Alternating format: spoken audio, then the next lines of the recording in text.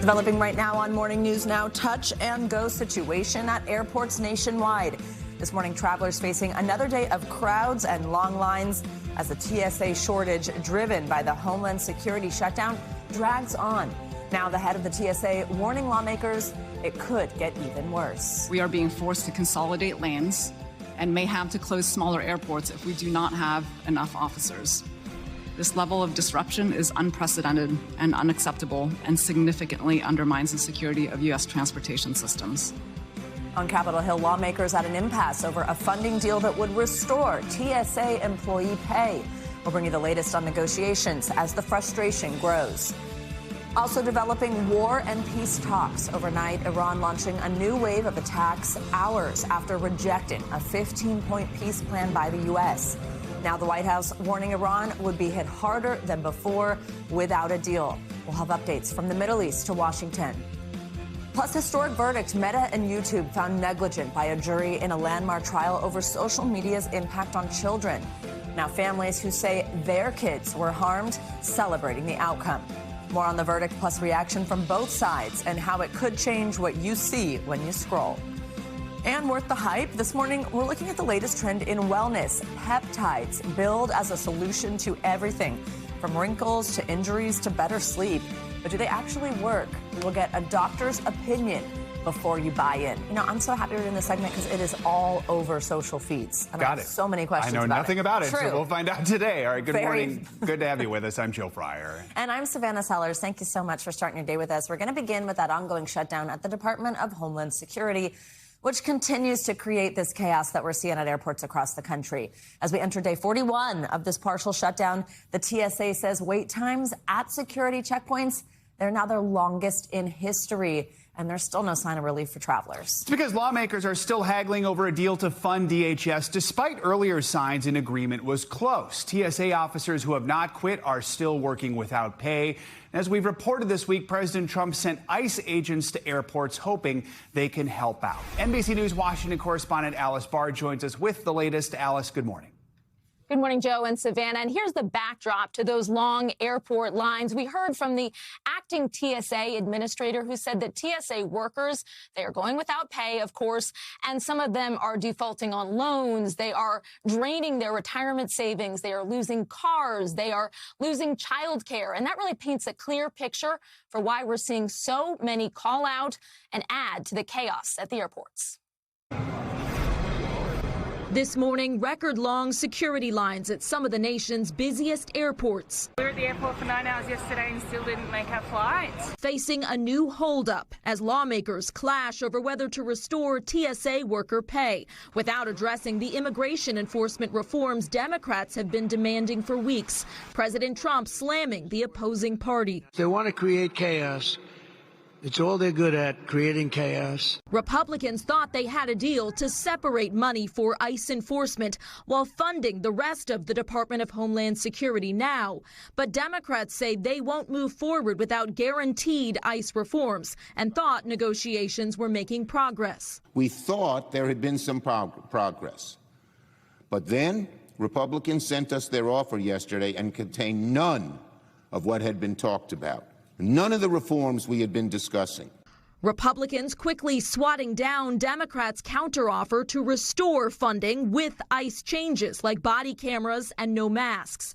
President Trump saying he may bring in the National Guard to join ICE at airports in trying to move lines along. As the acting TSA administrator told lawmakers on Capitol Hill, they may need to close smaller airports without enough officers on hand, noting if they miss another paycheck this Friday. We will have reached nearly $1 billion in missed paychecks. This level of disruption is unprecedented and unacceptable and significantly undermines the security of U.S. transportation systems. That serious warning underscoring the travel mess. And it's not just TSA. We also heard from a Coast Guard admiral who said that this Department of Homeland Security shutdown is eroding mission readiness for upcoming events like the FIFA World Cup, that it's preventing their being able to pay utility bills for critical infrastructure. And remember, these lawmakers are supposed to get out of town tomorrow for a 2-week recess, so they are under some serious pressure to figure this out before they get on any planes, guys. So, yeah, Alice, with that in mind, yeah, first they'll be waiting if they try to get on a plane. But what are the areas of agreement right now, and what are the sticking points that are keeping both sides from reaching that deal? Yeah, I mean, if you've been following along this week, it's a little bit confusing because we've been talking about how Democrats had previously said they wanted to see ICE funding, immigration enforcement funding, spliced off so that they could get TSA and these other agencies funded. But it seems that some of the hang-up came when we started to hear about this plan that Republicans wanted to later fund ICE through reconciliation, which doesn't require any Democrats' votes and would therefore cut out any possibility, any leverage that Democrats would have to try to make the kinds of substantive reforms that they've been promising to push for all along. All right, Alice Barr in Washington. Alice, thank you. Let's move now to the latest developments out of the Middle East as the U.S. nears 4 weeks at war with Iran. Well, new this morning, Israel's defense minister says they have killed the commander of Iran's Navy, who was responsible for blocking the critical Strait of Hormuz. NBC News has also learned from 2 sources in the region and a U.S. official that the U.S. has sent Iran a 15-point plan to end the war. The sources said the proposal was delivered to Iranian officials through Pakistan. Iranian state media reported that Iran, quote, responded negatively to that American proposal. In response, Iran issued a counter-proposal that includes a complete halt to what it calls aggression and assassinations. Iran also asking for recognition of its sovereignty over the Strait of Hormuz. This comes as President Trump has approved the deployment of more than 1,000 paratroopers to the Middle East. The leader of Iran's parliament is warning that Tehran is closely monitoring U.S. troop movements in the region. NBC News international correspondent Raf Sanchez joins us now from Doha, Qatar with more. Raf, good morning. Let's start with the back and forth over possible peace negotiations here between the U.S. and Iran. Tell us what we know about this 15-point plan. Guys, good morning. So we know that this 15-point plan was delivered to the Iranians by Pakistani intermediaries, and it appears to cover the set of demands that the U.S. laid out before the war, limitations on Iran's nuclear program, its uranium enrichment, its ballistic missiles, its support for proxy groups. And it appears, guys, that it is completely unacceptable to the Iranians. Iran's foreign minister on TV earlier today saying there are no negotiations, that this plan put forward by the United States is a non-starter, and the Iranians have put their own pithier 5-point plan on the table in response. As you said, it calls for an end to U.S. and Israeli attacks. It calls for compensation for damages that Iran has suffered over the course of the war. It calls for an end to attacks on Iranian proxy groups. So, for example, Israel's campaign against Hezbollah in Lebanon.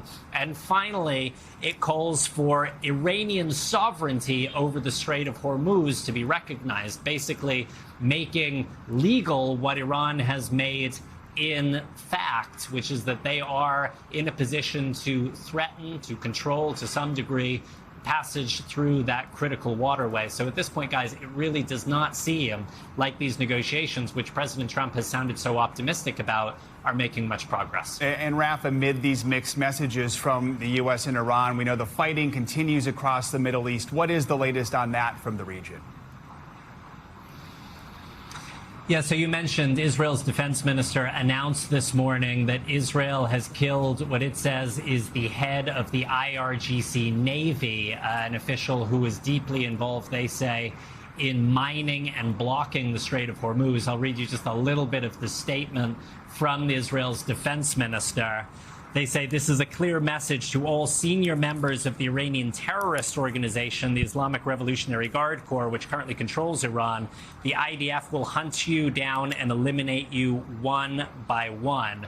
Now, guys, we should say, if we've learned anything from the last 3 weeks of war, there is no reason to think that the killing of a senior naval official is going to lead to Iran ending its blockage of the Strait of Hormuz. Clearly, the absolute core of Iran's war strategy is putting pressure on global energy markets by cutting the passageway of ships through that critical waterway. You mentioned Israel was hit earlier by an Iranian ballistic missile with cluster munitions. That's caused some damage. And then here in the Gulf, 2 people were killed in the UAE earlier today by an Iranian strike. The authorities there are saying that that missile was intercepted, but the debris debris fell fatally down to the ground. That is the first time anyone has been killed in that country in about a week now. Guys? Raf, and this all comes as Iran has been hit hard. U.S. Central Command says U.S. forces have struck more than 10,000 military targets in Iran. What is the latest on their ability to retaliate? Well, clearly their military abilities have been degraded. You know, they fired something like 1,000 missiles and drones on the first day of the war. It's down now to less than 100 per day. But as you can see, they still maintain the ability to threaten the Strait of Hormuz. And with that, they can put pressure on the entire world. And they also maintain the ability to strike against their neighbors, Israel and the Gulf states. So they may be weakened, but they are still in this fight. And a number of those ballistic missiles and those low-cost drones are making their way through the combined air defenses of the U.S. and its allies, and they are causing real damage and fatalities on the ground. Guys? All right. Raf Sanchez, thank you very much. NBC News senior national politics reporter Jonathan Allen joins us now from Washington with more on reaction from there. John, good morning. So how did President Trump react to what we were just discussing with Raf there, Iran reportedly denying these negotiations with the U.S.? Not well, Joe, and good morning to you and Savannah. President Trump has a very different view of what's going on as this talk about the talks or talk about the not talks continues to go on. It's a little bit reminiscent, although much more serious than two candidates debating over who's going to debate and who's dodging debates. But let's take a listen to what President Trump actually had to say. I tell you, we're winning so big, nobody's ever seen anything like we're doing in the Middle East with Iran. And they are negotiating, by the way, and they want to make a deal so badly, but they're afraid to say it because they figure they'll be killed by their own people. They're also afraid they'll be killed by us. There's never been a head of a country that wanted that job less than being the head of Iran. And so you hear President Trump there saying that the Iranians are negotiating, the Iranians saying that they're not negotiating. What appears to be clear here, even through public, is that they are negotiating about negotiations at the very least, and certainly both sides talk to intermediary countries. But, you know, direct negotiations is something that we haven't seen public evidence of yet. John, yesterday on Capitol Hill, we saw some intelligence officers be briefed by lawmakers behind closed doors about the war with Iran, but really tensions flared. Why are lawmakers frustrated? What were they briefed on, and what are we hearing from the White House? Yeah, according to our sources, this was a pretty tense meeting between members of the House Armed Services Committee and briefers from the administration about what's going on. The frustrations, and this is bipartisan, stem from what the lawmakers say is a lack of clarity about the mission, a lack of clarity in particular about whether the United States might put ground troops into Iran, and sort of whether that, not only whether that'll happen, but whether the United States will be able to adequately protect them if that happens. And so a lot of frustration on Capitol Hill, again, both sides, Republicans and Democrats. The White House says that it's done what it should be doing to do briefings, and I think the White House believes that it is basically fulfilling its duty. John, this morning, and then looking ahead, we know President Trump is expected to host his first cabinet meeting since the war began nearly 4 weeks ago. What are you listening for? Do we expect the president to address any of these frustrations we were just talking about?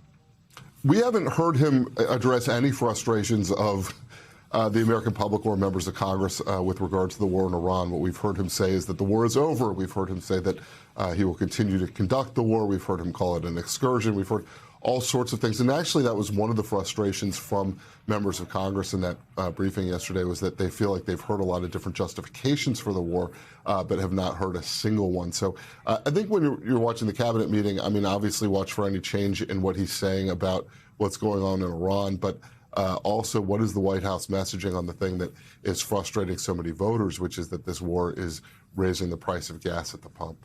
All right, John, thank you so much. Let's turn now to a landmark verdict in Los Angeles with the potential to have a massive impact on how social media companies operate. A jury found both Meta and YouTube negligent for designing their platforms to be addictive to young users. They ordered the companies to pay $6 million in total damages. NBC News senior legal correspondent Laura Jarrett reports on this bellwether verdict. He's crying tears of joy outside a Los Angeles courthouse after a jury returned a historic verdict against tech giants Meta and YouTube. Big Tech, your gig is over. In a first-of-its-kind case surrounding the question, are social media platforms dangerous for minors? The jury finding Meta, the parent company of Instagram, and YouTube negligent in designing their platforms to be addictive. A now 20-year-old woman who says she developed depression and anxiety from using social media as a kid awarded $6 million in damages. Parents and attorneys celebrating the landmark win. We've sent a message with this that you will be held accountable for the features. Internal company records on full display over the course of this 5-week trial, some suggesting Instagram wanted to maximize the time kids spend on the app. Meta CEO Mark Zuckerberg told the jury the company's goals changed over time, emphasizing its newer safety features for teens. For many, this trial has served as a referendum on what they see as the dangerous and addictive features of these platforms. We've been screaming on the top of roofs about for years. YouTube owner Google saying this case misunderstands YouTube and that the platform is not a social media site.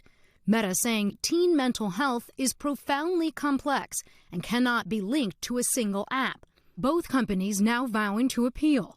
It all comes on the heels of another verdict Meta says it will appeal. A New Mexico jury awarding the state $375 million on Tuesday against the company for creating a breeding ground for child sex predators. Our thanks to Laura for that. For more, let's bring in NBC News legal analyst Misty Maris. She joins us here on set. Misty, good morning. So let's just start. Walk us through the jury's decision in this case. So what the plaintiffs argued was that this was essentially engineering addiction against YouTube and Meta. And what the jury found is that they were both liable for the way that these platforms were designed, addictive to minors, and that also there was a failure to warn about those dangers. Now, this was brought by a single plaintiff. We call her KGM because she was a minor at the time the harm occurred. And they found that actually her use of these platforms was the cause of mental health issues that she suffered, and ultimately awarded $3 million in compensatory damages and $3 million in punitive damages. In the past, we've seen cases like this focus on content. This time it looked at sort of the design and delivery of that content and how it made things addictive. From a legal perspective, how did that change things? So there's this law, federal law 230. We've talked about it a lot. And it actually precludes liability against social media companies for the content that third parties post on that platform. So the content is off limits. So these lawsuits are really circumventing that by bringing a product's liability theory. It's the same theory that we saw Big Tobacco. That's one of the comparisons. But any product, a defective toaster, you name it, it's the same legal theory. And it talks specifically about the algorithm, the design, the way that these platforms are made, and the fact that the companies, in this case, knew or should have known that it could be harmful to minors. All right, so there is just a whole log of additional cases similar to this here. How could this verdict here impact those cases? So this is a bellwether case, right? Meaning it's the first of its kind. Now it's made it through trial, and everybody was waiting to see how this case would turn out. So you got about 1,500 waiting in the wings, and now you see juries are finding liability. The eyes are on this case to see what's the jury going to do with this. What types of damages are we talking about?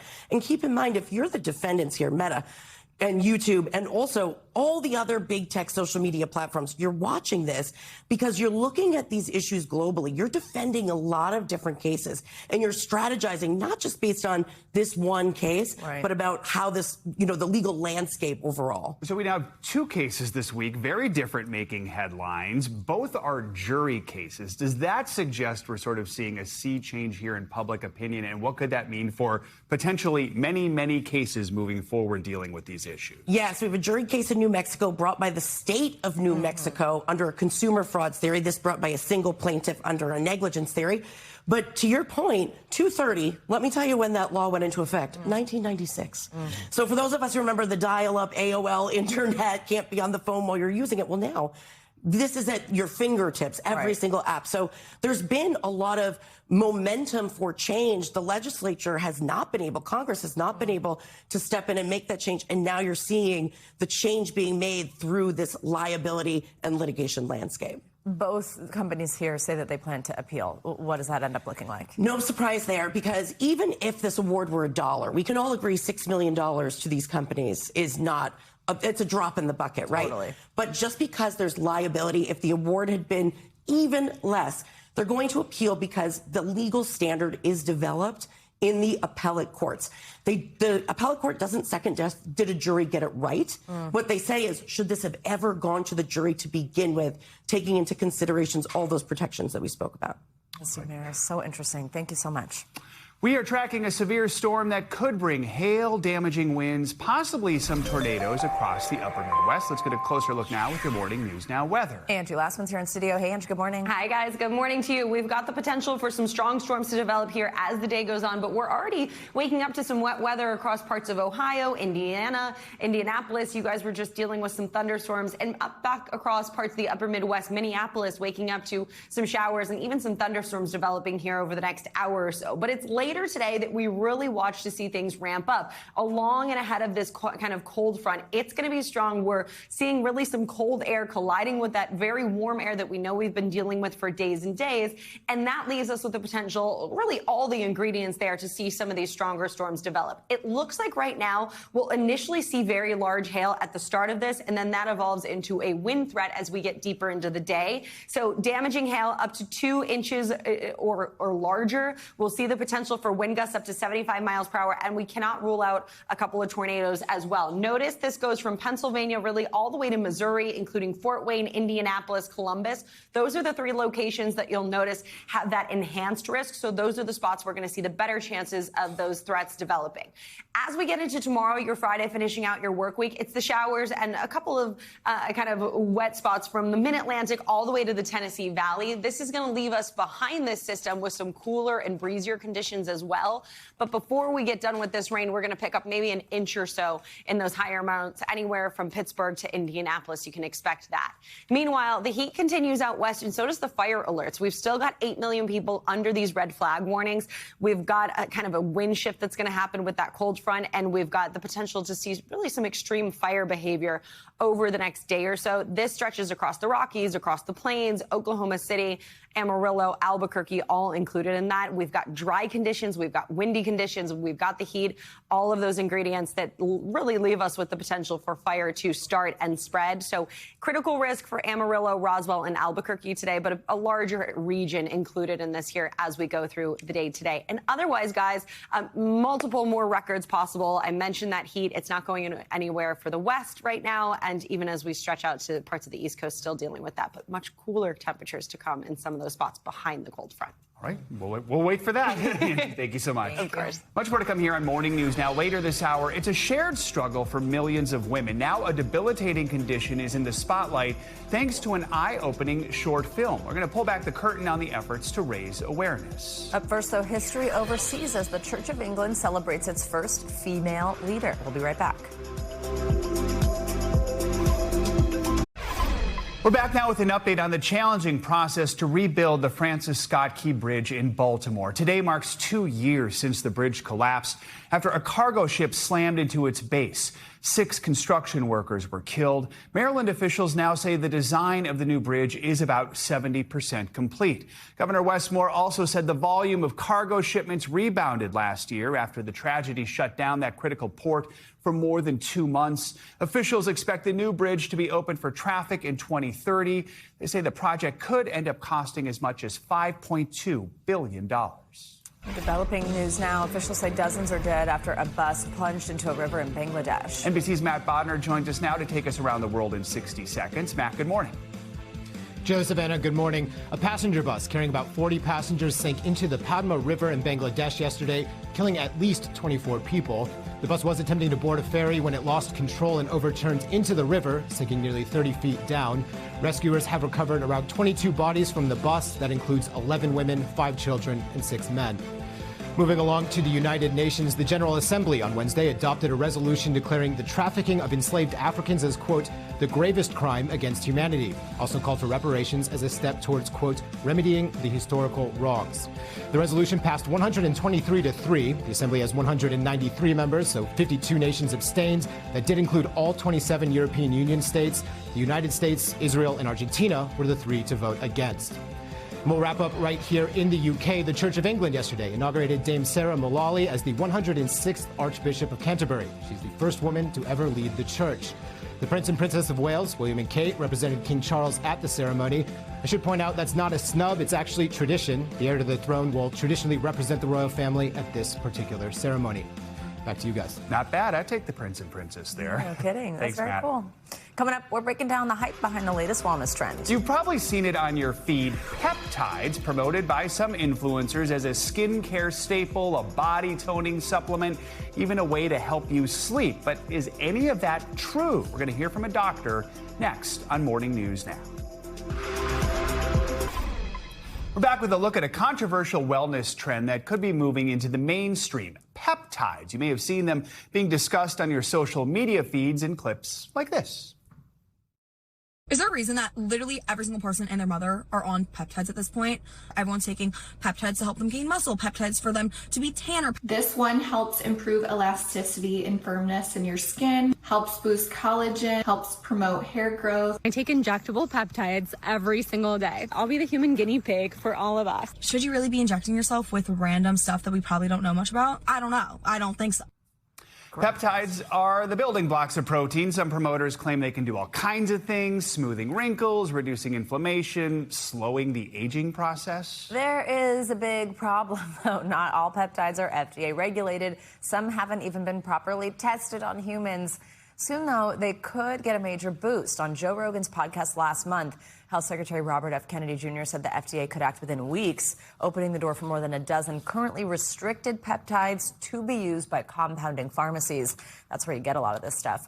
NBC News reached out to HHS for comment, but did not immediately hear back. All right, let's bring in NBC News medical contributor Dr. Kavita Patel to help us break it all down. We just heard there's a lot of questions there. We have some questions too, Dr. Patel. As we said, there's some big claims being made about peptides. So tell us more, just what are they and what are some of the kinds of things they've become so popular for?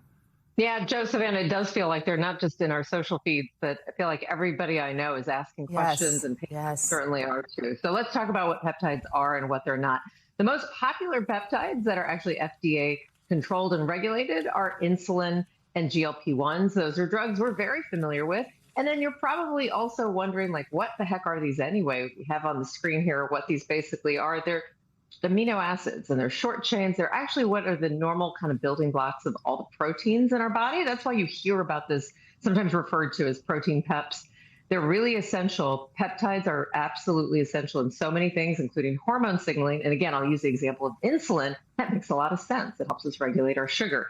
And again, like insulin and other peptides like GLP-1s, they are easily absorbed, as well as some other popular examples like cosmetics, things that we use in serums on our skin.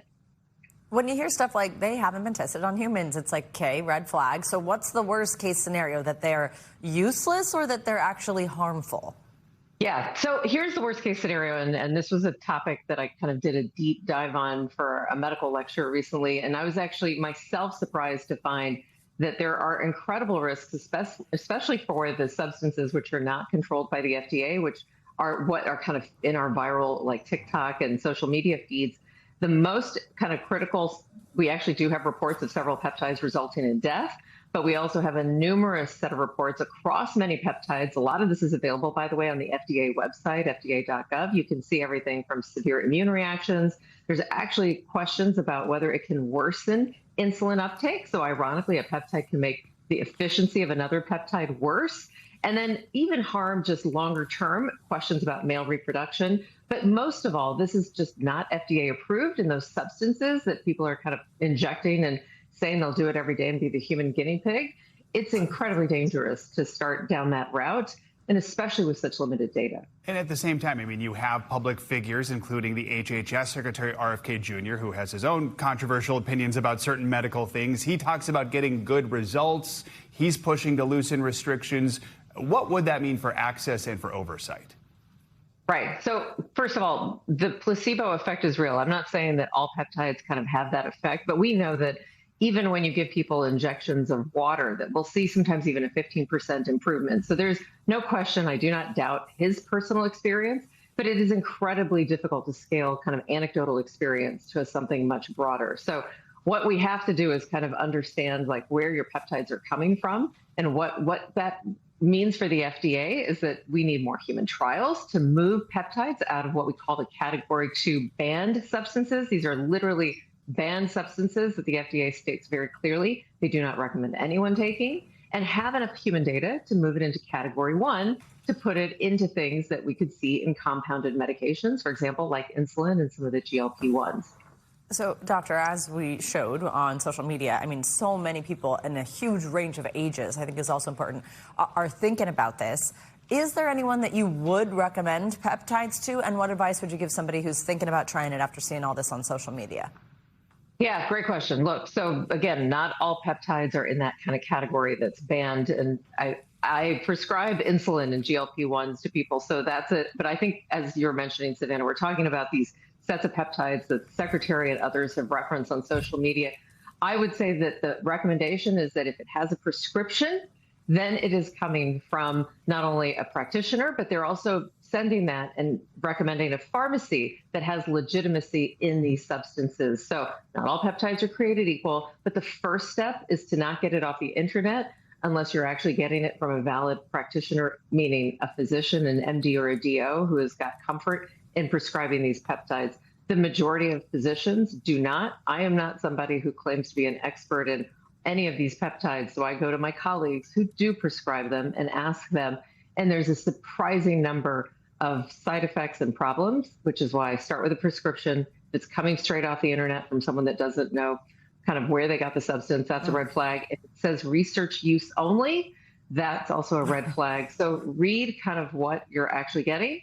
And I would just implore people, you don't want to try to, if I went to anybody else and said, hey, there's this thing that has, decades of human controlled trials and we should put that in our body. And by the way, there are vaccines and we've studied them and had golden standard trials for that. I still have to deal with patients resisting that.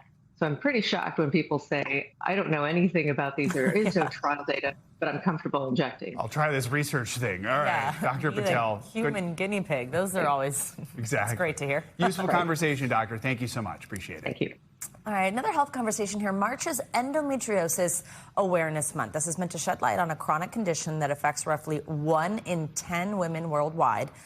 Endometriosis is an often painful condition in which tissue similar to the lining of the uterus grows outside the uterus. And it can lead to infertility, digestive issues. It can cause pain in the hips, the lower back, the stomach, also severe menstrual cycles. Now, many women live with debilitating pain for years, and due to varying symptoms, the disease is often misdiagnosed or missed altogether. During the pandemic, British photographer and filmmaker Georgie Wileman launched a social media campaign for other women with similar experiences. She has had multiple surgeries because of the disease.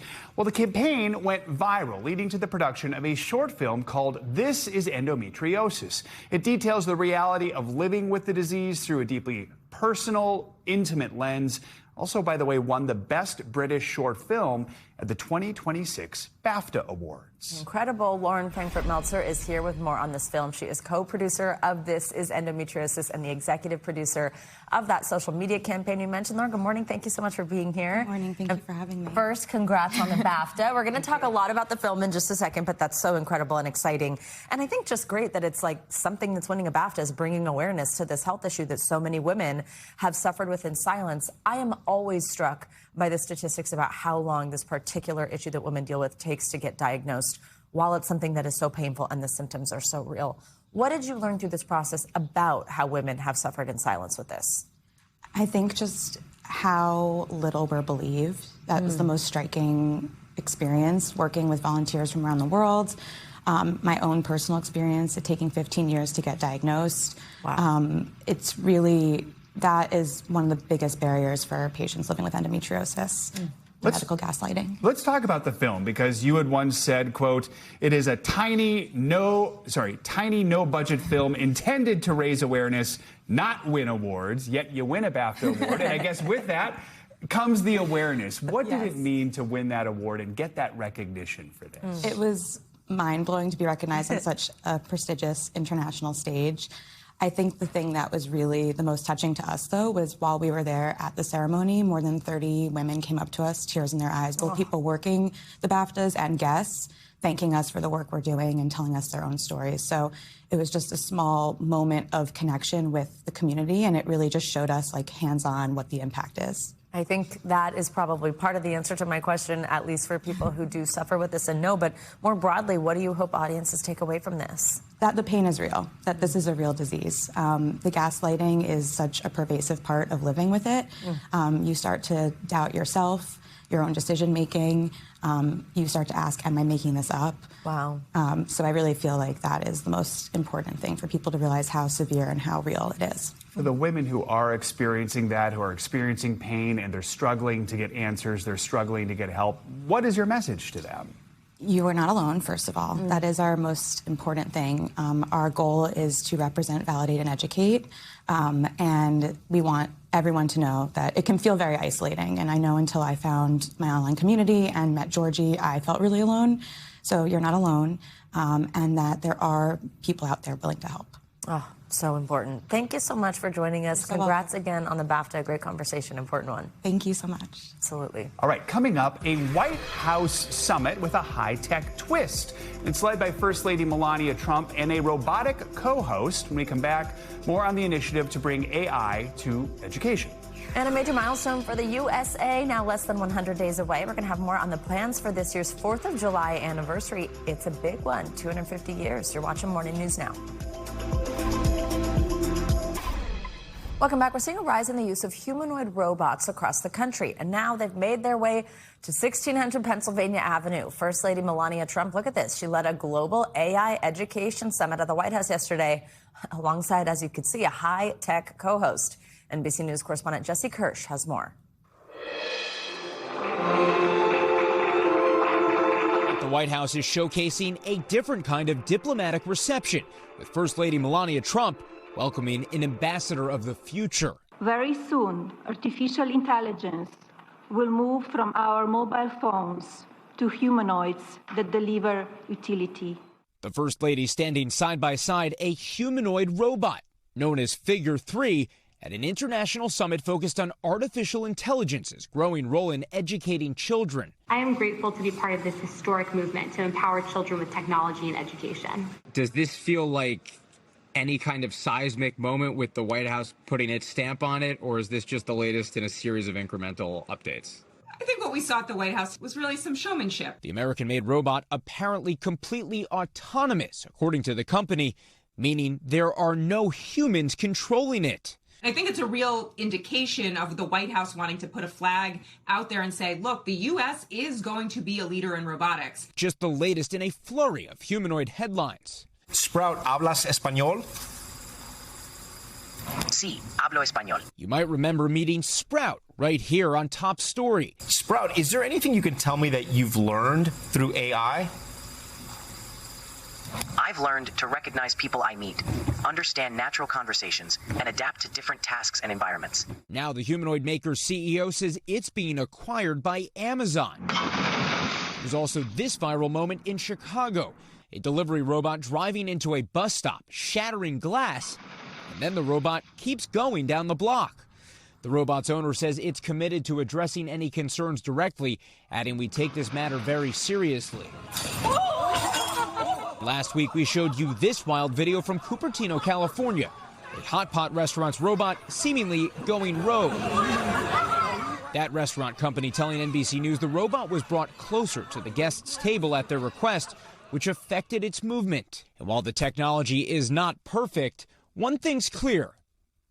The robots are here to stay. Jesse Kirsch, NBC News.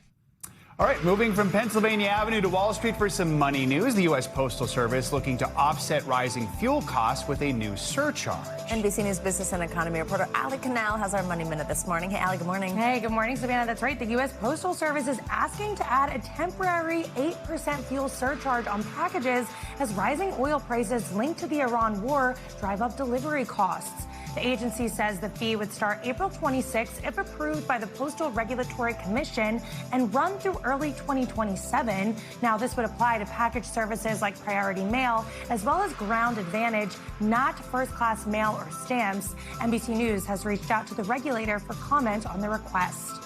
Meanwhile, a rough week for Meta. In addition to losing 2 high-profile court cases over social media harms, the tech giant began laying off hundreds of workers this week across multiple divisions. That includes its Reality Labs unit, all part of a broader restructuring. Recruiting, sales, global operations, and Facebook teams were also affected, with one source telling NBC News some employees may be offered new roles while others could relocate. The move comes as the company shifts more resources toward artificial intelligence. And finally, grab your wands. It's the first look at the next generation of Wizards. HBO releasing new images and the first trailer for its upcoming Harry Potter series that is set to premiere Christmas Day as the franchise gets that major streaming reboot. And I gotta say, guys, I got a little bit nostalgic looking at the trailer, looking at the photos. I know. A new era for the Harry Potter universe. I think it's going to be immensely popular, and history tells us anything. Yes, 100%. Cool. I expect a lot of streaming views there for HBO. Thank you so much. All right, the 4th of July is now less than 100 days away, but this year's celebration is shaping up, of course, to be something extra special. It's going to mark the 250th anniversary of when America's forefathers signed the Declaration of Independence. Congress has charged the national nonpartisan organization America 250 to lead a nationwide commemoration of this historic milestone. The celebration has been named the semi-quincentennial. It will be the largest synchronized 4th of July in U.S. history. All right, let's bring in Rosie Rios to join us with more on these celebrations. She's the chair of America 250, also the former treasurer of the United States. Rosie, good to have you with us. Yesterday kicked off that 100-day countdown to July 4th. Your organization is striving for what's known as 350 by 250. That's a goal to engage all 350 million Americans by our nation's 250th anniversary. What more can you tell us about these celebrations and that effort? Well, we're really excited to launch 2026 in full swing. We're hitting the ground running on many activities, including, you probably heard of our announcements that include our latest America's Startup, which is a national competition for college kids to find the next entrepreneur, the next innovator. We also have the first ever ball drop on July 3rd in Times Square to ring in July 4th. And then on July 4th, it's America's Block Party. These are synchronized activities around the country where everyone can celebrate in a connected way. I mean, the ball drop, not on New Year's Eve. It's going to throw us all off, but that's so cool that it's something that's happening for the first time. I know this is also really centered around giving back. That's a big part of this, and there's this larger initiative called America Gives. Tell us about that and how people can get involved. Yes, so America Gives is something we launched on January 1. It aims to make 2026 the largest year of volunteer hours ever recorded in our country. It's never happened before. If you go to our website at america250.org, you will see the counter where we've already accumulated over 2.5 million hours. And we're going to go back to Times Square on December 31st at the end of the year and see what that number is. Who knows what it could be, but it's been one of our most successful programs to date. In addition, we are making July 4th Giving Forth. We want to make July 4th the largest day ever of charitable contributions in our country. If July 4th is going to mean something for everyone, it has to be very, very meaningful to all of us. And we think this could very well be a legacy that will continue long after 2026. I love the idea of attaching that meaning to such an important milestone for America. Not everyone, of course, lives in one of these host cities, but of course, I'm sure there are other ways people can participate in the celebrations. What else can folks do? You can go online to our website at america250.org. You can sign up to be part of our volunteer effort on America Gives. We also have America's Field Trip underway. It's a national student competition for grades 3 through 12. We get to answer the question, what does America mean to you? And in exchange, they get to choose from these backstage experiences, most of which have never been offered to the public. That deadline is March 30th. America's Startup for college students. Again, finding the next entrepreneur is March 31st. Many activities to sign up for on america250.org. Also, you mentioned this this competition called America's Startup, looking sort of for the next generation of business leaders. I know that you have to apply. Deadline's next week. What should people know about that? All you have to do is submit a one-page proposal, a 2-minute pitch video. And by the way, we are announcing today 3 members of our investor council. We have many more, but it includes Tim Draper. It also includes Joe Montana. It also includes Steve Wozniak, and also a 4th one, Sarah Fryer, the CFO of OpenAI and the CEO of Ladies Who Launch. So it's an exciting lineup, much more to be announced. But yes, that deadline is March 31st. No relation, by the way, different spelling. Describe the energy about this. I mean, how are people feeling as we get closer to 250 years? Well, I think people are ready. I was there in Times Square when we welcomed 2026. 1 million people on the ground, 1 billion people all around. We did a second celebration at 12:04. It was absolutely amazing. 7 hours later, I'm in Pasadena for our float in the Rose Parade. We handed out 20,000 handheld flags. The second our float was going by, which is 3 bald eagles representing past, present, and future, the music started and everyone stood up. It was pretty amazing. And if you didn't know who we were before the Super Bowl, hopefully you know who we are now. In partnership with the NFL, we've launched this amazing effort to put America 250 out front. It is working and people are ready. All right, Rosie Rios, thanks so much for joining us this morning. We appreciate it. Something to get excited about. Coming up, the tragic end to a famous love story is near. Yeah, this morning fans are bracing themselves for the finale of a hit TV series about John F. Kennedy Jr. and Carolyn Bessette. We're going to get a sneak peek next. This is Morning News Now. We are ending this hour with a first look at the finale everyone is talking about. Yeah, FX's Love Story is introducing a new generation to the romance of John F. Kennedy Jr. and Carolyn Bessette, driving this 90s-style comeback as the story heads toward its tragic end tonight. NBC News entertainment correspondent Chloe Molas is here with more. Chloe, this has really become a cultural nostalgic moment, hasn't it? You know, it absolutely has. I have been watching every single episode each week. It's like been appointment television for millions of people. And I know I'm not the only one who's sad that it's almost over. And Love Story is FX's most viewed limited series ever on Hulu and Disney+. And with just 1 episode left, fans are stocking up on the tissues for tonight's final chapter. Tonight, this love story comes to a close. Just trust me. I trust you. John F. Kennedy Jr. and Carolyn Bessette's romance has captivated viewers each week on FX's Love Story. But this week's final episode will depict the saddest chapter. A dark day for America. John F. Kennedy Jr., his wife Carolyn, and her sister Lauren Bessette still are missing tonight. JFK Jr., Carolyn Bessette, and her sister died tragically in 1999 in a plane crash off the coast of Martha's Vineyard. At the time, the country grieved the shocking loss of an iconic couple. It just doesn't seem fair. This week, the show will relive that devastating moment. I'm gonna be your wife forever. So far, viewers have spent more than 50 million hours watching Love Story, some at watch parties like this one at Sojourn Social here in New York City. I think I just really appreciate the nostalgia. I mean, I was really young when this all went down. I was born in 98, so obviously I don't remember it, but it's cool to just see how, it was very different from maybe, the celebrities we have now. The renewed fascination extending to Bessette's iconic style. Everybody's looking at us. I know, it's so awkward.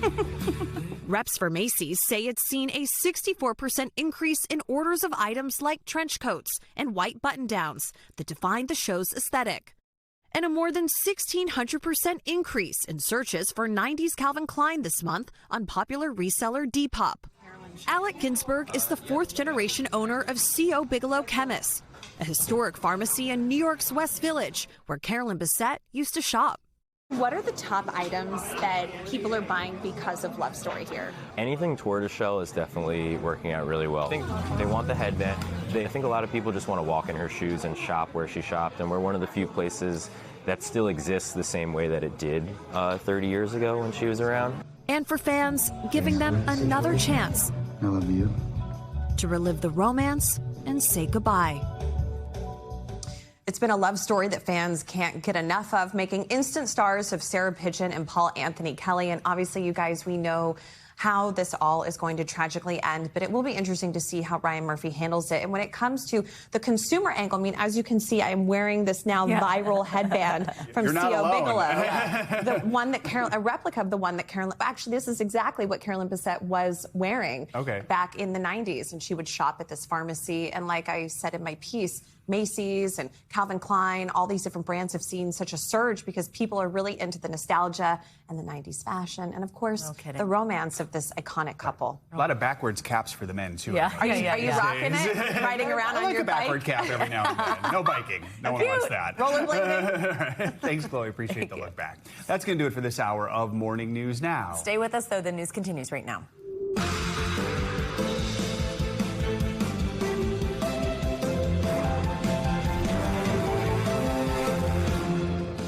Grab a hot dog. Doesn't matter what the temperature is. Late March, you got baseball going on around the country. Let's begin this hour with the chaos that's unfolding at airports across the country and those long lines at security checkpoints. TSA now says it's seeing the highest wait times in history. And as the shutdown of the Department of Homeland Security drags on, it may be a while before travelers see some relief. NBC News correspondent Priscilla Thompson is at Houston's George Bush Intercontinental Airport with the very latest. Priscilla, good morning. Yeah, these lines are taking over the airport in Houston. I spoke to folks right here who had been in line about 2 hours, but look at this. They still need to make it all the way around before even reaching the entrance to the screening checkpoint. And I want to give you a look down below. That is a floor full of people still in line waiting to get up here and to get close to that entrance. And I will tell you, that line stretches out onto the curb. At airports across the country, more crowds and chaos. This line wraps around 3 times before it gets out of this spot. Absolutely crazy. Hours-long lines snaking through terminals and beyond yet again as the partial government shutdown drags into a 40th day. The TSA saying wait times are the longest in its history. We got here about 10 o'clock? Oh, it's about 9:45 for a 2 o'clock flight. As Department of Homeland Security officers who are being paid are on the ground helping with crowd control, TSA officers brace for another missed paycheck, marking a full month without any pay. The acting TSA administrator saying many officers are struggling. Some are sleeping in their cars, selling their blood and plasma, and taking on second jobs to make ends meet, all while being expected to perform at the highest level when in uniform. Transportation Secretary Sean Duffy warning another missed paycheck could mean even more turbulence for travelers. I think across the country, you're going to see way longer lines. More than 480 officers have quit since the start of the shutdown.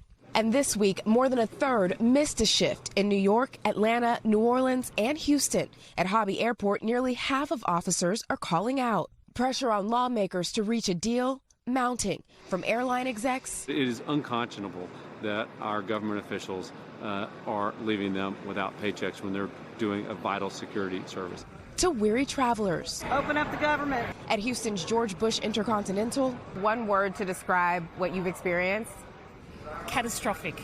Traveler Elizabeth Hardiman says she shelled out $1,000 rebooking an international flight and hotels. We were at the airport for 9 hours yesterday and still didn't make our flight. Passengers waiting out this rocky ride with no smooth air in sight. And there are a lot of questions about why this airport in particular is so bad. Some of that has to do with the fact that this airport is under construction, so there are only 2 general security checkpoints that are open right now that everyone is trying to make their way through.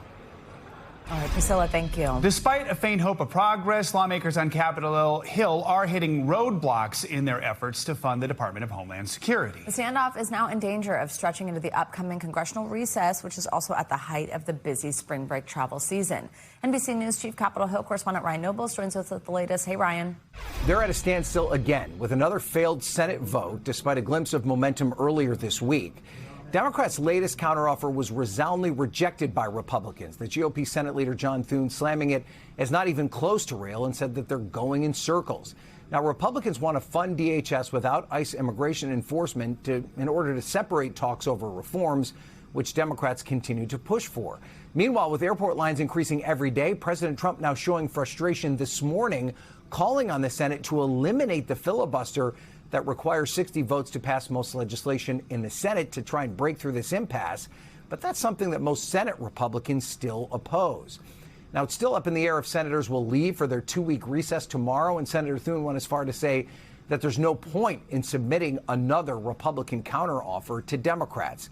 Now, this is all leaving many DHS employees in limbo. Nearly 500 TSA officers have resigned, more than 3,000 calling out daily to work other paying jobs.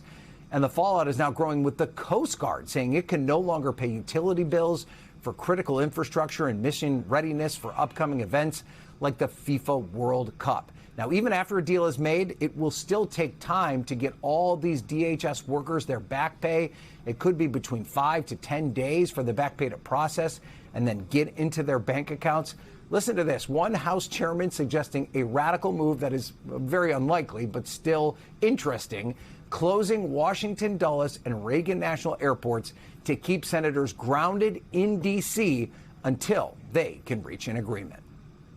Ryan, thank you. Well, in a major defeat for social media giants, a jury in Los Angeles has ruled that Meta and YouTube were negligent in designing their apps, making them addictive to children. The verdict came a day after a jury in a separate case in New Mexico found Meta liable for endangering kids. NBC News senior legal correspondent Laura Jarrett has the details. Laura, good morning. Hey there. At times, this jury appeared deadlocked, asking the judge multiple questions as deliberations stretched on for 9 days there. But now that the verdict is in, there are mounting questions about where this all goes from here, especially for the kids using these popular platforms. This morning, a moment of reckoning for social media giant Meta. A jury in Los Angeles finding the parent company of Instagram, along with Google's YouTube, negligent for the first time, accused of making their platforms intentionally addictive to children and teens. It's not fair that what they're doing to our kids. Families who say their children fell down the online rabbit hole gathering at the courthouse to watch the verdict. Jurors awarding $6 million, including punitive damages, to a now 20-year-old woman who says she became depressed after using Instagram since the age of 9. Her attorney telling us it's the hardest case he's ever tried. This is not a case where someone lost a leg. This is not a case where someone is dead. This is a case where someone has social anxiety. Social media took a bad condition in her life and made it worse. The jury hearing strong pushback, though, from not only Meta boss Mark Zuckerberg, but the head of Instagram as well, who emphasized safety features the company has added. Teen mental health is profoundly complex and cannot be linked to a single app. Both Meta and Google, the parent company of YouTube, which has denied it even operates as a social media site, now vowing to appeal. The civil verdict in Los Angeles, the second this week, after a New Mexico jury awarded the state $375 million against Meta on Tuesday, accused there of failing to warn users about the platform's dangers. Lori Schott says she wished she'd understood better. Her daughter, Anna Lee, died by suicide in 2020 after Schott says she, too, became addicted to social media. Schott now one of many others with similar lawsuits pending. To me, it's more validation that they knew what they were doing, because a victory means we won. And when we as parents that have lost kids, that's not winning. For more of a behind-the-scenes look at this landmark trial, please go to the NBC News app and look at the platforms versus the parents. All right, Laura, thank you. Some parts of the country are bracing for severe storms today, so let's get your morning news now. Weather. Angie Lassen's back in studio. Hey, Angie. Hi, guys. Good morning to you. Ending our work week here over the next couple of days with some kind of active weather when it comes to strong storms. Here's what we've got right now. Your satellite and radar showing a couple of spots across parts of the Midwest and the Ohio Valley already dealing with the rain. But we're really going to ramp things up here as the afternoon goes on. We've got this strong cold front that's going to change our temperatures behind it. But before it does that, we're going to see some of these kind of thunderstorms firing up along and ahead of that front. Now, initially, it looks like we'll see very large hail. We're talking 2 inches or larger. Then we see here as the day progresses into the evening hours, the potential for those stronger wind gusts to kind of take shape as the greatest impact. We could see 75-mile-per-hour winds will be possible, and a couple of tornadoes. So if you live anywhere from Pittsburgh to Springfield up through Chicago, Fort Wayne, Indianapolis, Columbus, even Detroit, you're going to want to have a way to get those alerts, because we've got the potential to see some of those stronger storms storms later today. This is likely going to delay you on the roads and such as well. So heads up for that afternoon commute across that region. By tomorrow, a lot of these showers kind of slide across parts of the mid-Atlantic, extending to the Tennessee Valley. This is mostly just rain, so still going to slow you down, but we're not looking at that severe threat for tomorrow as we round out the work week. But we will see those cooler conditions kind of settling in, and even some breezy conditions across parts of the Great Lakes behind this system, guys. Notice dozens of new records possible today, so enjoy the heat while it lasts. We'll see temperatures in the 70s for Washington, D.C., and a big drop behind that cold front. Much chillier air on the way. I feel like we need a roller coaster. Right? That's exactly what the temperatures are following. A roller coaster. Nothing in the middle, just up or down, up or down. We're just along for the ride. Remember earlier this week, shearling coats? Yes, I do. All right. Thanks, Angie. You got it. Much more to come on this hour of Morning News Now. A little bit later, we are bringing you an emotional conversation with our Savannah Guthrie and Hoda Kotb. Savannah opening up about her mother's shocking disappearance. First, though, after the break, Israel and Iran trading attacks as President Trump's path to peace in the region seems to hit a new roadblock. Our Richard Engel has the latest next. We are back with the latest from the Middle East. Israel has unleashed a new wave of attacks across Iran, while Tehran launched new strikes on Israel and other Gulf states, killing 2 people in Abu Dhabi. But while Iran and Israel exchange strikes, the U.S. and Iran are exchanging peace proposals, so far with little results. President Trump last night insisted Iran wants to make a deal, while Iran's foreign minister denied any such negotiations. NBC News chief foreign correspondent Richard Engel joins us now from Kfar Qasim in Israel with more. Richard, good morning. First of all, tell us what's happening where you are now. Good morning. So I'm in a Arab village inside Israel that was hit by an Iranian strike earlier this morning. It's a pet store, and I was talking to the pet store owner, and he was walking in front of the store when suddenly he heard the alarm, and within seconds, an explosion. He dropped to the ground, luckily survived. He was there with his wife, so nobody killed right here. It was a very close call for the owner of this store. But it comes amid this diplomatic discussion. I don't think you can call them direct negotiations right now, but the U.S. and Iran are publicly exchanging messages. President Trump issuing a new threat, saying to Iran that Iran better get serious, better make a deal quick before things escalate even further. And to quote President Trump, he said, if it escalates even further, it won't be able to stop. It'll be a point of no return, and quote, it won't be pretty. Iranian missiles and drones are exploding this morning across the Middle East, including in the United Arab Emirates and in central Israel. Several missiles detonated and caused injuries. As the U.S. and Israel continue to attack Iran, gas prices are rising sharply worldwide, with Iran blocking oil through the Strait of Hormuz. President Trump says Iran is desperate for a deal. They're afraid to say it because they figure they'll be killed by their own people. They're also afraid they'll be killed by us. The U.S. has presented Iran a 15-point plan through Pakistan. According to Israel's public broadcaster, which says it reviewed a copy, the 15 points include that Iran have no nuclear weapons or uranium enrichment, no long-range missiles, no support for militant groups, and that Iran must open and keep open the Strait of Hormuz in exchange for sanctions relief and ending the war, which President Trump says he's avoiding calling a war because it could limit him legally. They don't like the word war, because you're supposed to get approval. In Congress, Republicans and Democrats both complained of a lack of clarity about Trump's military plans and endgame following a closed-door briefing yesterday. While Iran's foreign minister says his country is not negotiating with the U.S., Iran has nonetheless responded to Trump's 15 points with its own demands, broadcast on Iranian TV.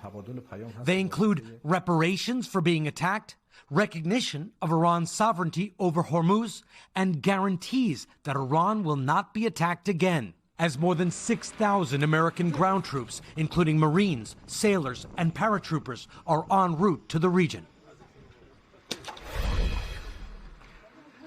And earlier today, Israel's defense minister said that Israeli forces have killed the Iranian naval commander responsible for military activity in the Strait of Hormuz. Joe? All right. Richard, thank you so much. NBC News senior White House correspondent Garrett Haake joins us now from Washington with more on all this. Garrett, good morning. So we just heard from Richard Engel about these missed messages from the U.S. and Iran, this back and forth on negotiations. What did the president say last night about this? Yeah, Savannah, you heard from Richard that the Iranians insist there are no negotiations happening. The president says very much the opposite. He was giving a speech here in Washington last night when he basically acted as his own hype man for the state of the war right now. Take a listen to some of what the president had to say last night. I tell you, we're winning so big, nobody's ever seen anything like we're doing in the Middle East with Iran.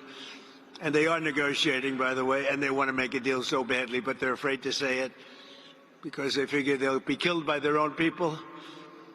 They're also afraid they'll be killed by us. There's never been a head of a country that wanted that job less than being the head of Iran. Now, when I spoke to the president last by phone, it was like 2 weeks ago, he made the point about the idea that they are trying very hard not to accidentally kill any of these people in Iran who could be future leaders. But the bottom line here, guys, is somebody's not telling the truth about the state of these negotiations, if they exist at all, either the Iranians or the president. We'll hear from the president today in this cabinet meeting. We may get more then, or we may find out more when this 5-day pause in strikes that the U.S. has said is underway right now wraps up at the end of this week. Yeah, Garrett, I want to ask you more. The cabinet meeting expected to happen this morning, the first one since the war began nearly 4 weeks ago. For folks who've seen these cabinet meetings before, they know it's basically members of the cabinet going around the table and heaping praise onto the president. But is there anything specific you're going to be listening for during this meeting? Well, one of those cabinet members will be new. Markwayne Mullin will be there for the first time as Secretary of the Department of Homeland Security. I think what he has to say about TSA lines and the efforts to decrease those wait times will be interesting to everybody. We also haven't heard from the Pentagon in one of their regular briefings in a while, so what Pete Hegseth has to say could be notable. And, Joe, we talked about this earlier this week. I'd like the president to give a little bit more clarity about what this present or gift he says he got from the Iranians was related to the Strait of Hormuz. The White House won't talk about it. They say it's up to the president to discuss it and whether it's real or not. Garrett, also one other piece of news. The president said last week, we talked about this, delaying his trip to China for 5 or 6 weeks while he focuses on the war with Iran. White House Press Secretary Caroline Leavitt did have an update yesterday. What did she say? Yeah, not a lot to that update. The press secretary gave the new dates, saying this will happen the second week in May. I think the 14th and 15th are the operational dates. And she pushed back on the idea that it was delayed specifically or discussed that it was delayed around the end of the war, whether that was a condition of the Chinese or anyone else. I'll just point out that the 15th or the 14th-15th timeline does put us at the tail end of the 6-week delay that the president had insisted would be the case. But right now, guys, I'm not booking my flights yet. I think we need to wait and see as we get a little bit closer whether or not those dates hold or this gets pushed again. And hopefully by then, if you do book a flight, TSA lines will be much shorter. We'll have to wait and see. No kidding. All right. Thanks, Garrett. Appreciate it. Coming up, our Savannah Guthrie's first sit-down interview nearly 2 months after the disappearance of her mother, Nancy. Yeah, we're going to bring you the emotional one-on-one with our friend Hoda Kotb as the desperate search for answers enters its 8th week. Stay with us.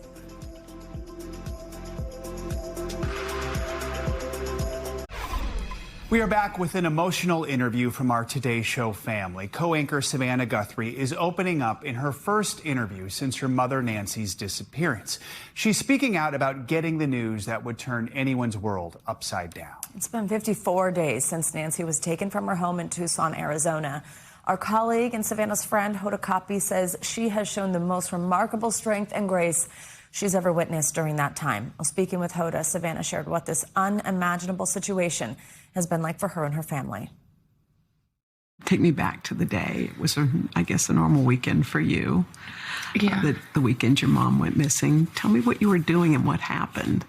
Well, I had given Mike for Christmas a boys' trip to go play tennis, and so he had been gone for the weekend. So I took my kids actually to Carson's. So we had a beautiful, fun night together, and then I came home. And really, it just got home at the same time that Mike came home. And we were just saying hi and putting down our stuff, and the kids were running around. And my sister called me, and I said, "Is everything okay?" And she said, "No." She said, "Mom's missing." And I said, "What?" Yeah. what are you talking about? She said, she's gone. And she was in a panic. I was in a panic. I'm like, call 911. Yeah. She's like, I did. We've called them. They're here.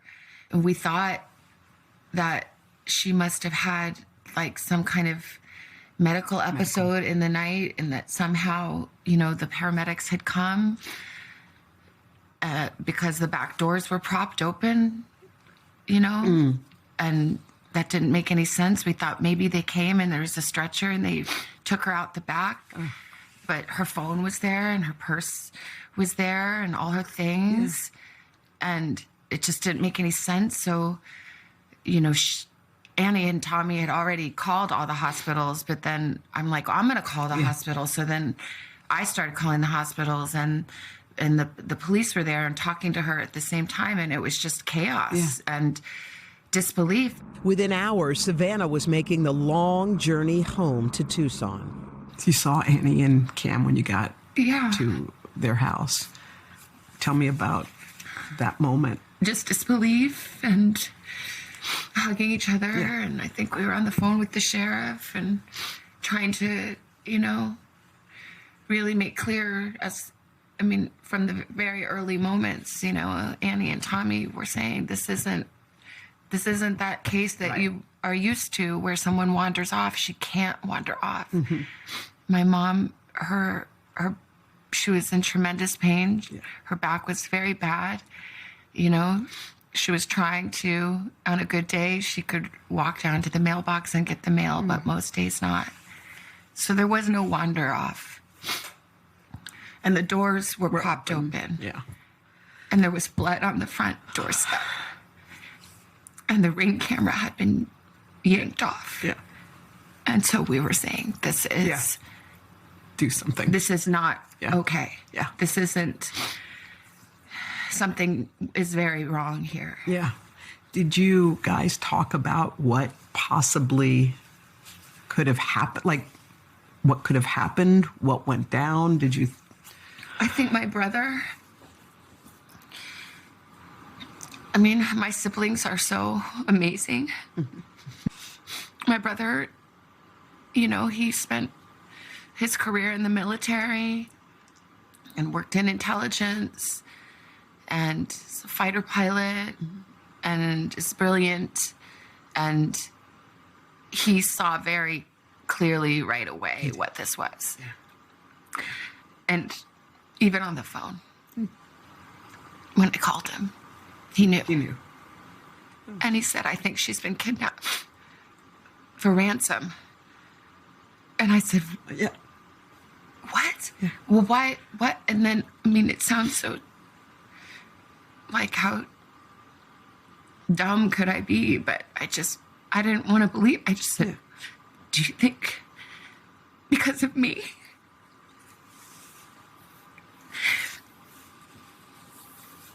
And he said, I'm sorry, sweetie, but yeah, maybe. But I knew that. You did? I hope not. I mean, we still don't know. Honestly, we don't know anything. No. We don't know anything. So I don't know that it's because she's my mom and somebody thought, oh, that girl, that lady has money. We can make a quick buck. I mean, that would make sense, but we don't know. But yeah, that's probably... which is too much to bear. To think that I brought this to her bedside. That it's because of me.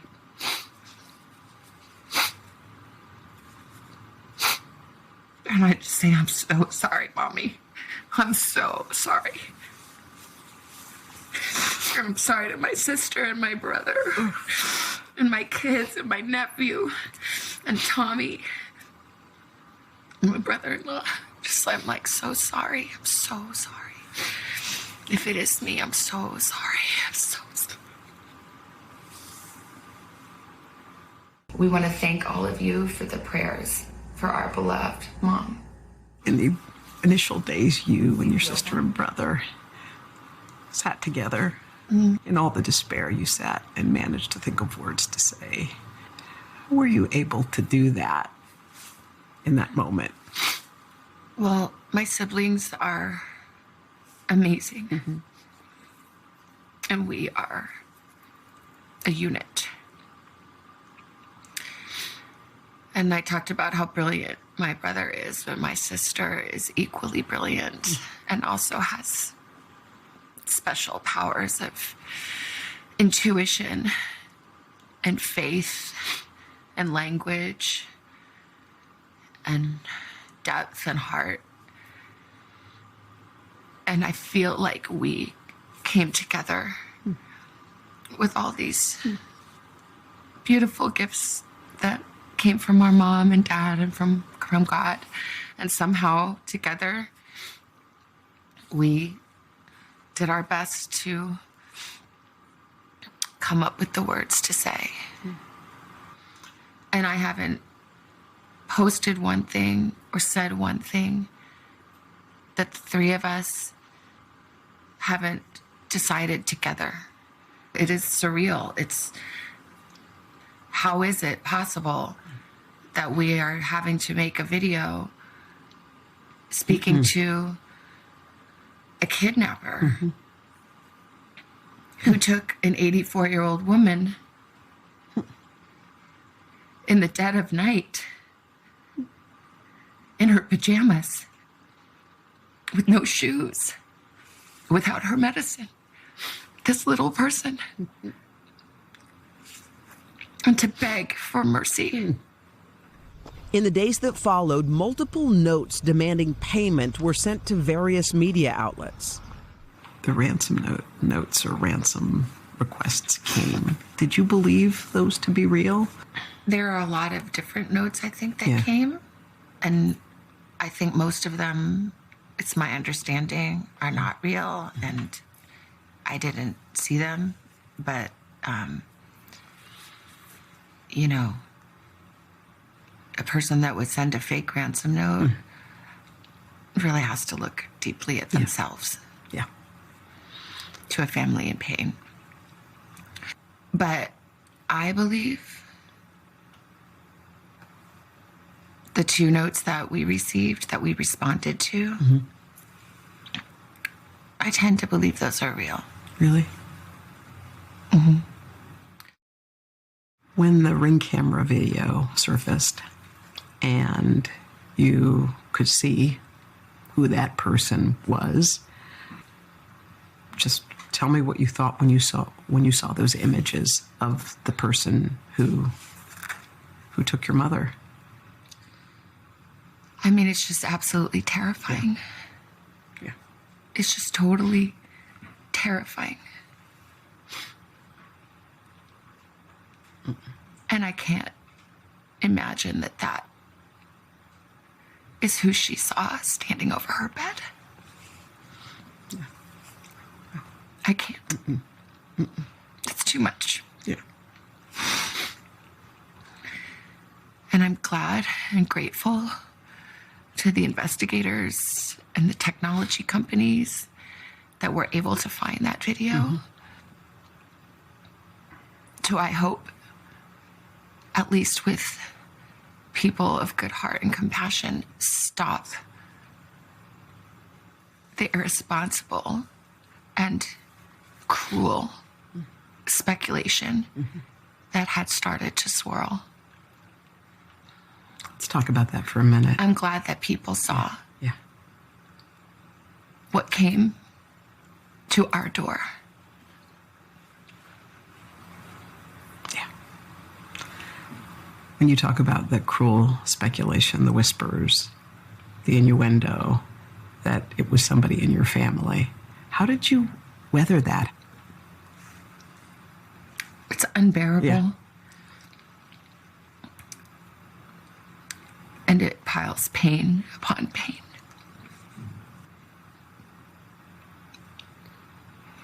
There are no words. There are no words. I don't understand. I'll never understand. And no one took better care of my mom than my sister and brother-in-law. And no one protected my mom more than my brother. And we love her, and she is our shining light. She's our matriarch. She's all we have. Savannah and her family stayed together in Arizona for weeks as the media coverage grew more intense. We had to move houses many times because people came, and not everyone is respectful, unfortunately. You know? And there was a night we had to leave in the dark in the desert, holding hands, me and my sister and brother and I, get into a car waiting for us because the people outside were closing in. So we found a place that was safe, and then we couldn't really leave too much. So like those days are a blur. Yeah. Crying and praying. How did your family feel about the way the investigation was conducted? Well, it's still going. Yeah. And people have worked tirelessly.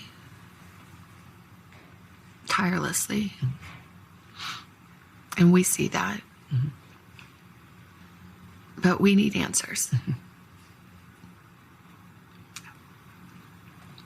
We cannot be at peace without knowing. And someone can do the right thing. And it is never too late to do the right thing. And our hearts are focused on that. Just so heartbreaking. We're going to have much more from this conversation after this quick break. Please stay with us. We'll be right back.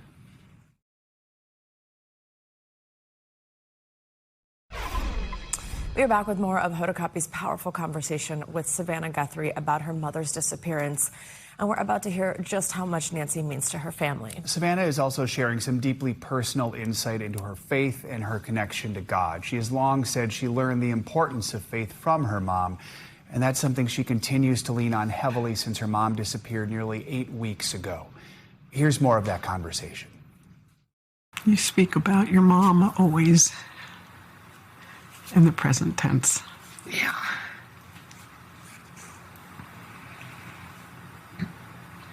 I mean, she is present tense to me. Do you feel her, or have you heard her any moments? Yeah, a little bit. Tell me about your mommy. Just tell me about her. My mom she's incredible.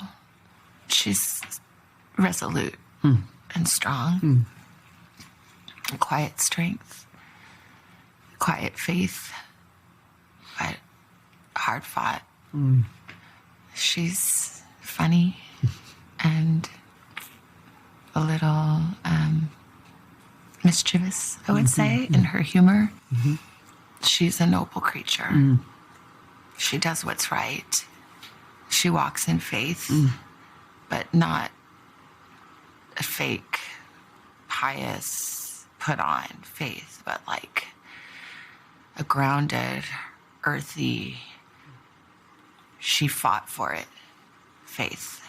When you posted Please Pray in the beginning, the ocean of love and prayers, did you feel that? Did you sense what was happening?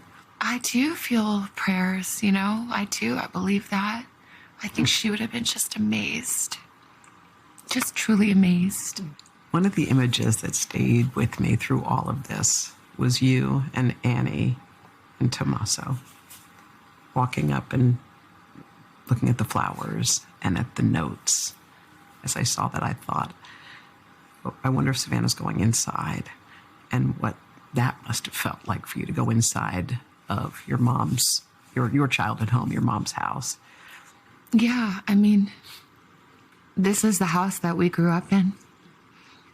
It's really the only house I've ever known and remember. So we moved there when I was about 4, I think. It's the house where I came home on a Friday night at 16, and my mom and sister were on the couch praying and told me that my father had died. It's the house where all of our memories are, good and bad. So it's hallowed ground. My mom loved and treasured that house. In good years and lean years, they were able to hold on to that house. That's my mom's safe haven. It's really hard to see that violated, and the terror that she must have felt is unbearable. It's unbearable. Tell me, while you were spending all this time in Tucson, your kids were home, what do they know? Well, it's so hard with kids because, you know, you want to protect them. Vale would write me all the time, Mama, any leads? Do you hear anything? You know, any hope? And I think that, you know, we tried to talk to them and try to give them a little more certainty than we have, to let them grieve. And for my little nephew Olmo too, you know, there's just a way in which this is even so much harder. And Annie and Tommy and Olmo, because they're there. They're there, yeah. And they were there every day for my mom. They made it possible for her to stay in the house we grew up in that she loved so much. I think she always stayed in that house because I think she still felt my father there. All our memories. You know, let her have her space.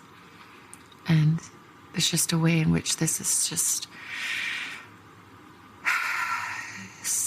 even more excruciating for them and all that they've been through.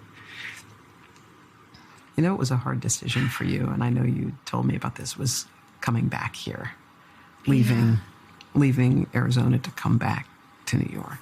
Why was that so difficult, that choice? I looked out the window of the airplane and just thought, where are you?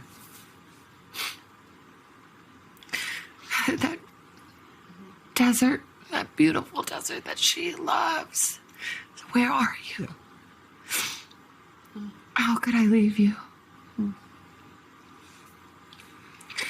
But my mom taught me a lot about grief. Our family knows grief. My father passed when I was 16 years old. He was only 49. It was a shock. And I remember my mom saying in those early days when Daddy died, like, you have to get up and decide and do. Just decide and do.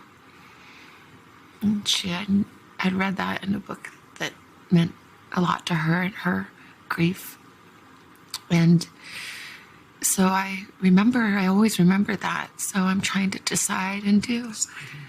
Just get up and decide and do every day. You know, I've felt terrible grief, and I felt unfathomable love and comfort.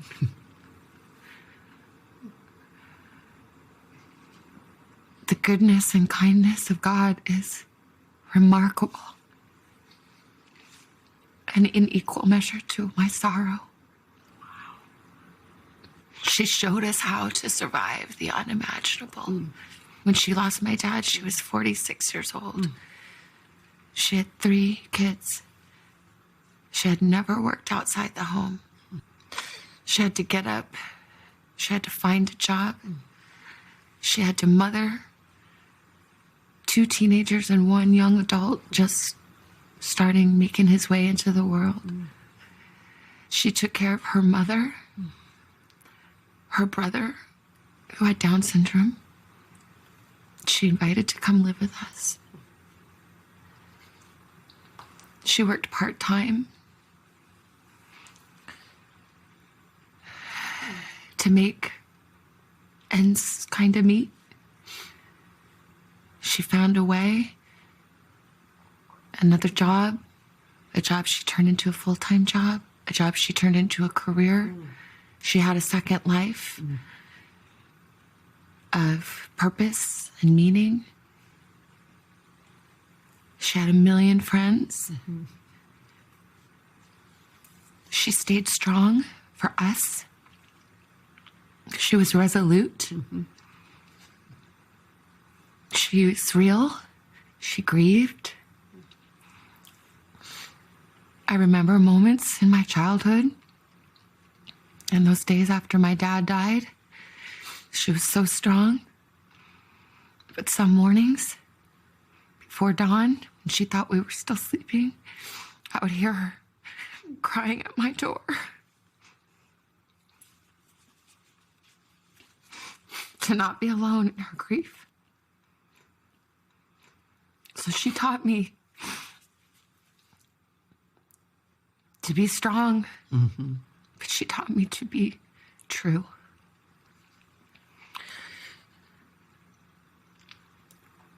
My faith is strong and resolute. But I, early on, felt that I heard, for one of the very few times in my life, I did hear God speak to me.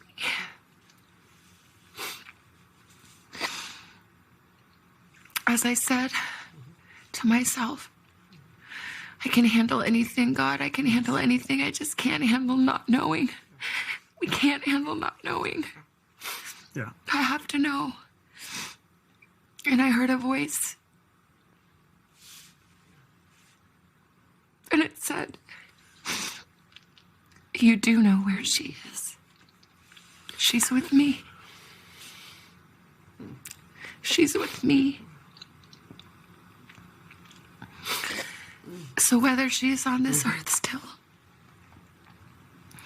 or whether she is in heaven, I know where she is. I know who she's with. But we need to know. It's just incredible to hear her faith through this entire thing. It's so hard. It would be understandable that someone would question their faith after something like this, and it is clear it has only strengthened her faith and given her and her family a roadmap for her to navigate something that none of us could ever imagine. It's so true. Oh, we love you, Savannah. Our thanks to Hoda for that extraordinary interview. And this is an important reminder. Someone out there does know something. So if you do have any information on Nancy's disappearance, please contact the FBI through the tip line that is on your screen. Tips will remain anonymous. Any information can make a difference in this search. We'll have more morning news now right after this. Stay with us.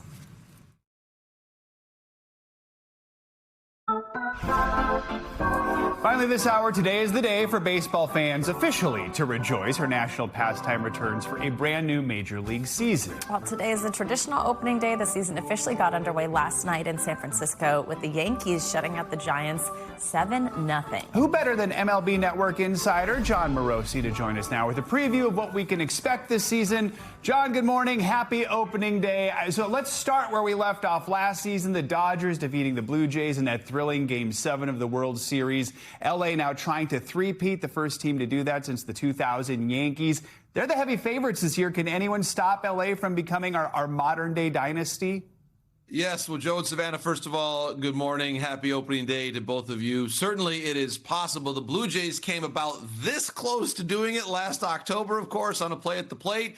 And so it can be done, but it's difficult to nominate a team that is more impressive right now than the Los Angeles Dodgers. They actually added Kyle Tucker, one of the biggest free agent signings anywhere last winter, so they got even better, which is not great news for the rest of the league. What I will say is the American League has a number of interesting and emerging teams. The Red Sox, I believe, have gotten better. The Baltimore Orioles, the Detroit Tigers in my home state of Michigan have really gotten, I think, a lot better. They added a young prospect by the name of Kevin McGonigal. So the Dodgers, deserving favorites, yes, but I do believe the American League has drawn closer to the level the Dodgers are at right now in the NL. Let's talk New York teams. A lot of pressure for both of them this season. The Yankees lost last season to the eventual American League champion Blue Jays in the postseason. And then the Mets suffered a second-half collapse last year. They failed to make the playoffs. Is this year going to be any different? I think the Yankees, and we saw it last night, Savannah, in that really impressive 7-0 win against the Giants. They have, in my opinion, a very deep lineup, and Max Fried was outstanding, one of the most athletic pitchers in all of Major League Baseball. Ironically, the only player on the Yankee team in the lineup that did not record a hit is their captain, Aaron Judge. I think that will get corrected in the days ahead. He's not going to have many more 0 for 5s this season, but it was an impressive performance overall on the Yankees side. With the Mets, they're now relying on some younger talent. Carson Benj is a young player who earned a spot in spring training. Rookie, never been in the major leagues before, but it seems like they're going for a more athletic version of this team. And I also expect Juan Soto in year 2 with the Mets will be better than he was in year 1. Having said all that, I look at this division and believe the Miami Marlins have improved a lot, and the Atlanta Braves will not struggle this year as they did 1 year ago. Let's talk about a big change this year, and that's the new review system where players can challenge the balls and strikes. It'll be a little limited this year, but we've seen it tested in the minor leagues, then now in spring training. Explain how it works. Do you think it'll have much of an impact this year? The impact, I believe, in terms of how you watch the game will be small, but it is a fun curiosity and also an element that allows the right team to win the game based on those pivot points where maybe a call goes the wrong way and the team feels like they missed an opportunity or were wronged in some form or fashion. That will go away by having these 2 challenges, and it's just 2. We saw it last night. There's a lot of theory involved in who uses the challenge and when. And in last night's game, I love the irony here. All this buildup, Joe and Savannah, there was 1 challenge, and it was incorrect. So it didn't even change anything. It was a curiosity, of course. It was used in the middle of the game in a game that really wasn't in doubt. And so a curiosity, a footnote, but the umpire was right, as umpires often are, and that serves the notice that a hitter can challenge by tapping his helmet. The pitcher can also challenge. The catcher can challenge. That's it. One of those 3 players, the only ones with that ability. You always say you want to see the real. I like the real thing, but if it's limited, I'm not going to complain. So. John, today's the traditional opening day. We're going to see a lot of pomp and circumstance in stadiums across the country. What's your favorite part? It's a great question. I think for me, Savannah, is that there's hope everywhere. That every fan base, even if it's a team that doesn't have a ton of realistic hope of winning the World Series, that everyone starts with a fresh 0-0 on their average and the ERA, and the stands are full. It is a holiday. I'm here actually in Cincinnati today, which is one of the cities where it really does feel like a holiday. There's a parade in Findlay Market right in the center of town, and Cincinnati downtown has really been revitalized in recent years. So I do enjoy being here on opening day. Of course, I'm biased. I always love when opening day is in my home city of Detroit. I will say this. If you grow up in the northern half of the country, this day is when we celebrate that we have defeated winter. It is a massive victory for all of us. And so for that reason, it is my favorite day of the year. Don't jinx it, John. There's going to be a snowstorm in a ballpark in the next week. Snow in April can happen too. John Morosi, good to see you. As you mentioned, he's in Cincinnati this morning. Will be part of MLB Network's opening day coverage throughout the day. All right. And Major League Baseball returns to NBC and Peacock today for an opening day doubleheader. Tune in to watch the Pirates take on the Mets at 1 p.m. Eastern from Citi Field. Later, the Diamondbacks face off against the World Series champion Dodgers at 8 p.m. Eastern. I'll do it for this hour of Morning News Now. Stay with us, though. The news continues right now.